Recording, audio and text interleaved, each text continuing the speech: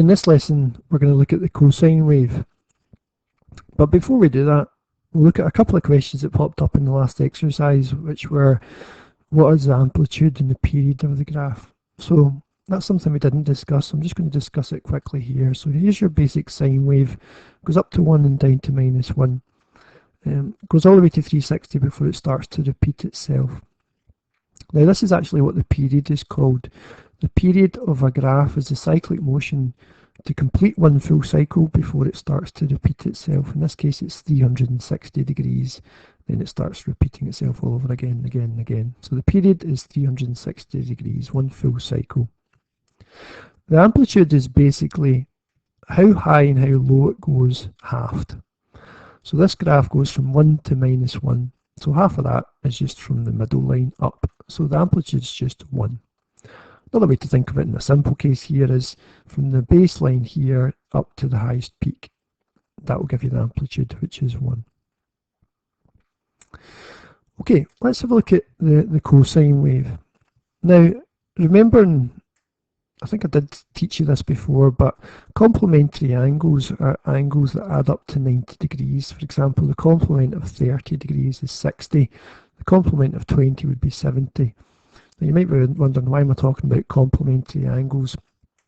Basically because cosine is really just the complement of sine. So what you find in this kind of table here is quite interesting. The sine of 10 degrees, for example here, the sine of 10 degrees, it will be the same as the cosine of 80. So we'll look for, where's the cosine of 80? So we've got 0.1736, cosine of 80, 0.1736. And you can do this with anyone. What have we got here? Let's look at the sine of 30. Sine of 30 is 0.5, so the cos of 60 should also be the 0.5. So cos 60, where is it? There's 60 degrees, there's cos. Okay, so all the cosine is the complement of the sine. So the sine of 20 will be the same as the cos of 70. Now, when you get to 45, they'll be exactly the same. You should see it down here. So sine of 45 and cos of 45 are exactly the same. Okay, let's see how it translates here. The same idea as before. So remember, cos is adjacent over hypotenuse. So adjacent on the top, hypotenuse on the bottom. If we think of it our triangles, adjacent is the bottom and then hypotenuse. So that would be 10.5 over 10.5. So actually start at 1 this time. And you can go all the way through it to 14, 16 and so on. And what happens is when you get up here, this time you'll see this bottom bit's getting smaller and it's going towards 0. So we're at 0 here. Now over here, this bit at the bottom is going into negative, so the radius is not, it just carries on as radius. Okay, but this bit at the bottom is going into negative, so you think of this as a coordinate grid. So we get negative divided by 10.5, negative and so on, all the way down to negative 10.5 over negative 10.5. So it's going down to -1. It's going to start going back up because you would notice this adjacent side is getting smaller again. And back to 0. And then starts getting positive because you've got a positive radius and this positive number here. So it goes back up.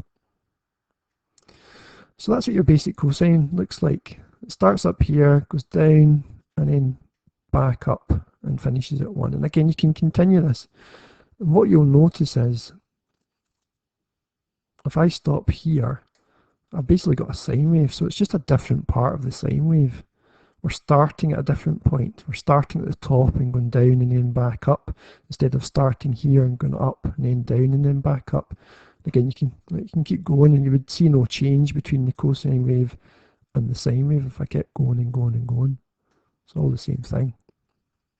So they're just the same waves, basically starting at different points. Okay, let's go back to this idea here and try and draw a basic one from a table. So again, we'll start with the same idea as before, 0, 30, 60 and so on. I'm not doing 1, 2, 3, 4 again, it would take too long to go all the way up to 360. And if you use your calculator to plot the values, okay, so cos of 0, that was 1. Cos of 30, 0.866, and so on. So I'll let you do these, fire them all in, complete your table in your jotter.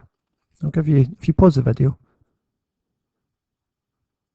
Okay, hopefully you paused the video, completed the table, and it should look like these values here. Values you've seen before, you saw the same kind of values in the sine wave. And then if you do the same idea as before, 3 boxes to 90, 3 boxes to 180, 3 boxes to 270, and so on. These are all degrees at the bottom. And then the cosine wave, like the sine wave, didn't go above 1 and didn't go below -1. So we'll do the same thing here, go up to 1, 3 boxes, say, and down to -1, 3 boxes. That's a case of plotting the points. Okay, so same as before, what I would do is I would plot the values in your table. So we've got 0 is 1, so 0 you would go up here and put 1. 30 is 0.866, so that's about 30, that's about there. 60 is 0.5, and then down to there. And if you complete this and sketch it in, that's not brilliant, but you know, it should look like this. So down and then back up and finish it there. You don't need this wee bit down there and finish it.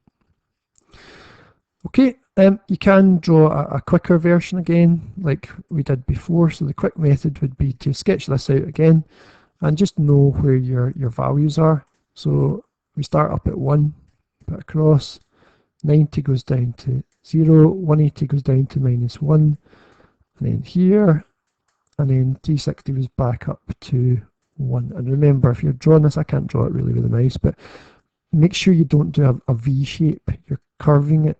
It's a wave. Curve it down, down, curve it round, back up, and start to curve over again. So make sure you're trying to draw a wave as opposed to a V shape. Okay, and if we're talking about the period and the amplitude and things like that again. Now, the period is how long the graph takes to finish one full cycle before repeating itself. That's 360 again.